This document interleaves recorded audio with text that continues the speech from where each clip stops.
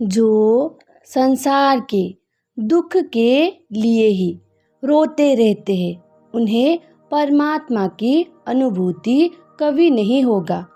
परमात्मा की अनुभूति से तो वही गुजर सकता है जो संसार में आए हुए हर दुख का सामना करते हुए, संघर्ष करते हुए वहाँ कहता है कि और कितना दुख आना है आए, भले ही कुछ समय के लिए बैठकर रो भी दिया, फिर भी पीछे नहीं हटता है, फिर भी न ईश्वर से कुछ मांगे रखता है, न किसी से राग द्वेष करता है। बस खुद को देखकर खुद को ही परिवर्तन करता जाता है। ऐसे इंसान ही समय आने पर परमात्मा की अनुभूति से गुजर सकता है। बाकी सब तो संसार में माया मोह में फंसे हुए हैं। वहाँ सब सोचते हैं कि मेरे साथ ऐसा नहीं होना चाहिए था, मेरे साथ ये सब क्यों हुआ। उनको बस अपना दुख दिखाई पड़ता है, दूसरों का दुख दिखाई नहीं पड़ता है, और गलती दूसरों का दिखाई पड़ता है, अपना दिखाई नहीं पड़ता है।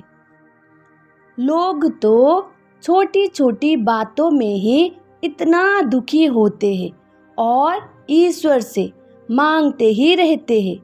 बेटी का विवाह नहीं हो रहा है, बहुत दुख। बेटे का विवाह नहीं हो रहा है, वहाँ भी दुख। बेटे को अच्छा काम नहीं मिल रहा है, वहाँ भी दुख। और बेटी का विवाह हो गया, पति अच्छा नहीं है, वहाँ भी दुख। बेटे का विवाह नहीं हो रहा था, बेटे का विवाह हो गया और बहू अच्छी नहीं आई, वहाँ भी दुख। या बहू ने कहे जितना संपत्ति लेकर नहीं आई, वहाँ भी दुख। बच्चे नहीं हो रहा था, वहाँ भी दुख। बच्चे हो गया, वहाँ भी दुख। और ऐसे ही छोटी छोटी बातों को लेकर ईश्वर से कुछ न कुछ मांगते रहते हैं। थोड़ा समझ से काम करे तो ईश्वर से कुछ भी मांगने की जरूरत नहीं है, बिन मांगे ही सब कुछ मिलेगा। हम क्यों ऐसा चाहते हैं कि जो हम चाहे वो ही हो। हमने जो चाहा, जैसा सोचा, उससे अलग हो गया तो हम दुखी। हमने चाहा जैसा सब कुछ जल्दी जल्दी होने लगा तो हमारा आयु अभी जितना है इससे तो बहुत कम ही होगा। जो होना है वहाँ तो होगा ही। स्वयं ने ही जो कर्मफल बनाया है उसको तो भोगना ही है, और मृत्यु सबको आना ही है। किसी को कम उम्र में और किसी को थोड़ा बाद में। इसको कोई टाल नहीं सकता। मृत्यु को टालने के लिए किसी बाबा के पास या किसी ज्ञानी के पास, किसी साधु संतों के पास जाने से भी मृत्यु टलता नहीं है। मैं देखती हूँ बहुत सारी स्त्रियाँ अपना दुख समस्या लेकर जो कथा करते हैं, ऐसे बाबाओं के पास जाते हैं और खुलेआम अपना घर की समस्याओं का चर्चा करती है। उन स्त्रियों को या कई पुरुषों को भी लगता होगा कि उनका तो संपर्क सीधा भगवान से है, और उन्हें लगता होगा कि हम तो परमात्मा से दूर है। परमात्मा तक अपनी बातें तो वो ही पहुंचा सकते हैं, ऐसा लगता होगा। पर परमात्मा तक अपनी बातें पहुंचाने के लिए कोई शब्द का जरूरत नहीं पड़ता है। बस परमात्मा तक अपनी बातें पहुंचाने के लिए भाव की जरूरत पड़ता है। परमात्मा से आप जितना जुड़े हो उतना वहाँ भी जुड़े हैं। उन सब से अपना दुखों का, समस्याओं का समाधान मांगने जाओगे तो और फंसोगे जीवन में।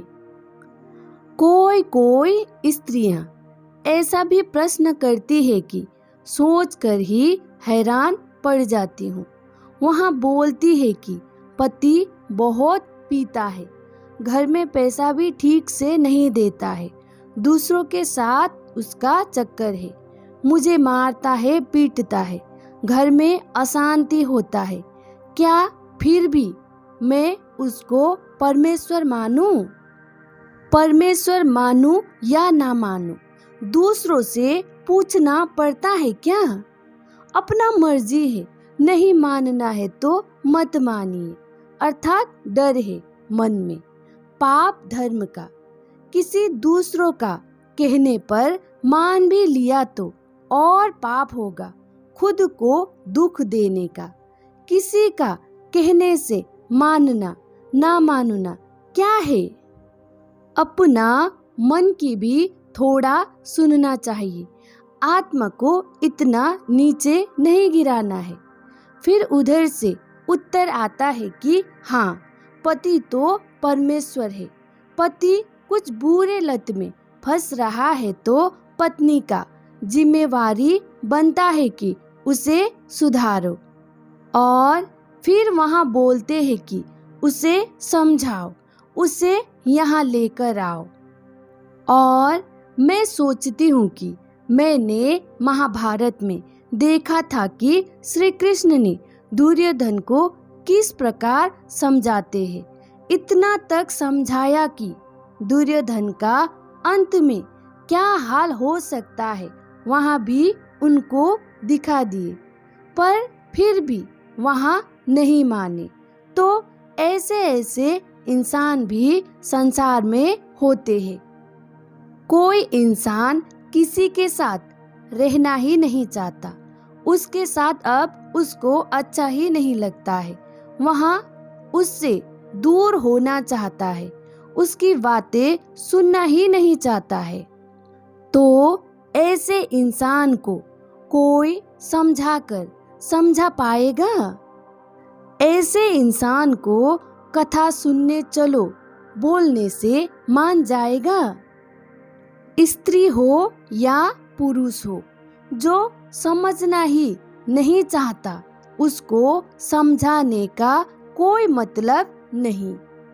जो सच में ही नहीं समझता हो और समझना चाहता है उसको ही समझा सकते हैं।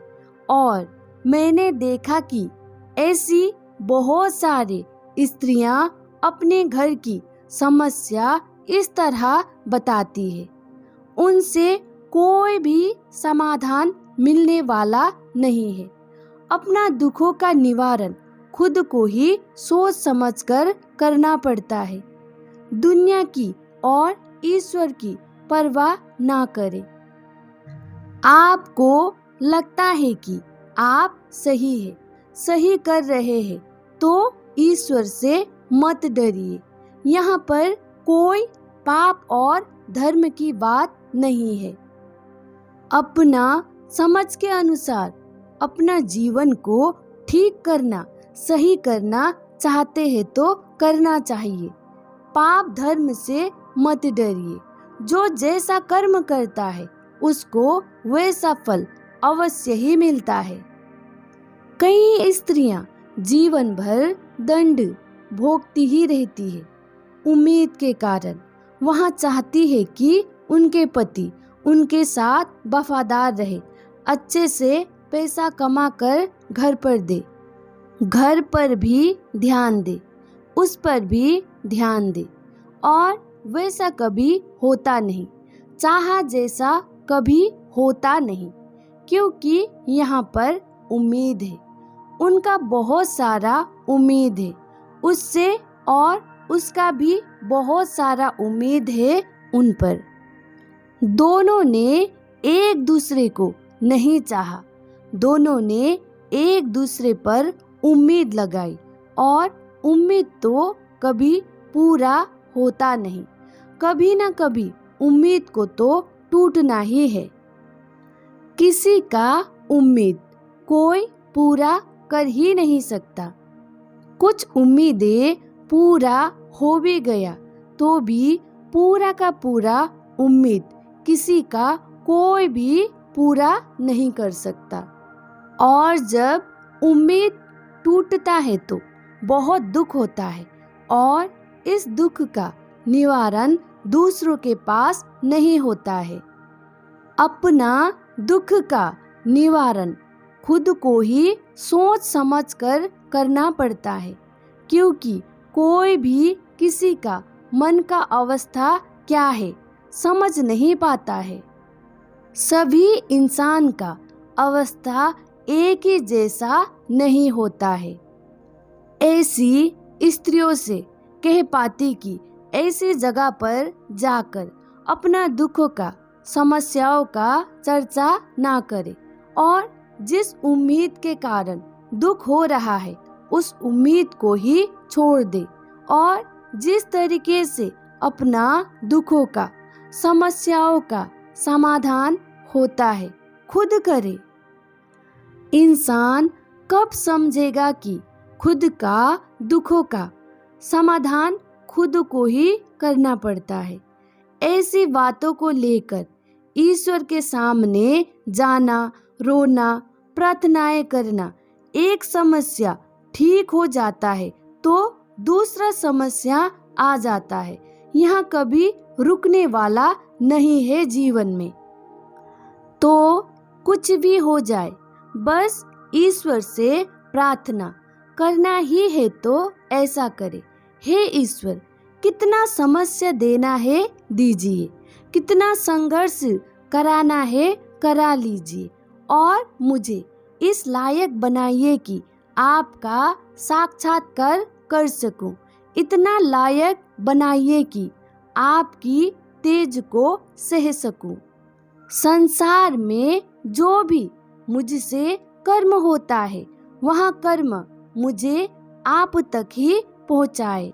आप तक पहुँचना, आपका अनुभूति करना, बस आप ही मेरा लक्ष्य है और मेरा कोई लक्ष्य नहीं।